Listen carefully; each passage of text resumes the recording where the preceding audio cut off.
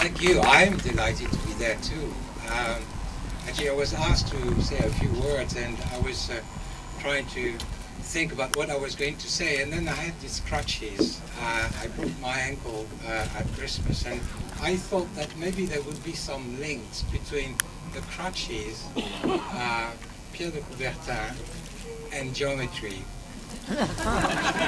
So I'm going to try to take you through these things.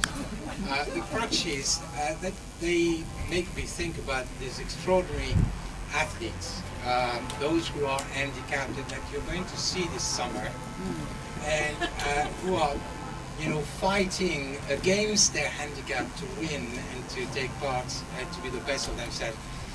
More generally, as you know, athletes, handicapped or not handicapped, are extraordinary persons. They are really extraordinary human beings.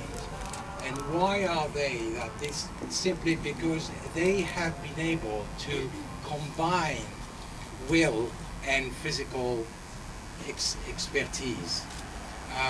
This is really the sort of marriage between body and mind. And that brings me to actually the second point, which is Pierre de Coubertin. Pierre de Coubertin is undivided idea when he started his journey when he was 26 years of age, which is quite young, was really to try to find the best way to balance intellectual education and physical education, to find, as he said, joy in search for excellence. And so when he started on this long journey to reestablish the Olympic Games and founding the Olympic movement, that was really what he wanted to do, to rebalance mind with the body. And in the 19th century, end of the 19th century, people were not really very much athletes at all. Too much mind and not enough body, at least in France. And so that brings me actually to the third point, which is to say that to make it happen, to make that marriage between body and mind happen, he felt that the Olympic Games and what's happening in the stadium is one thing, but there is also what he called the creativity in culture and artistic innovation and creativity. And hence his idea right from the beginning to create what he called the Cultural Olympiads. And that was part of his ideas right from the start. So the Cultural Olympiads, this is where we are today. This is part of the more general Cultural Olympiad festival, which are going to spread all over the country and in London in particular, here, but also in the South Bank Centre and some other places as well. So ever since, the Cultural Olympiads have been run alongside the Olympic Games in the stadium.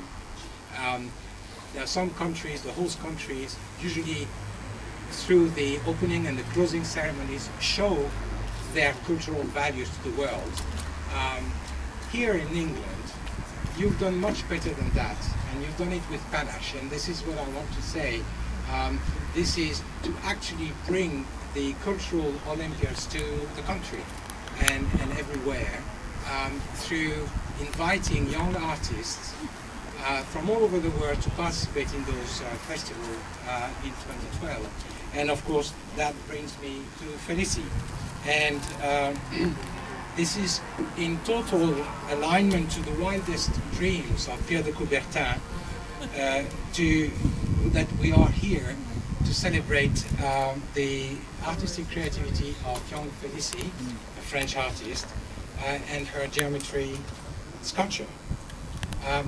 Last word, no wonder why this has happened in this country.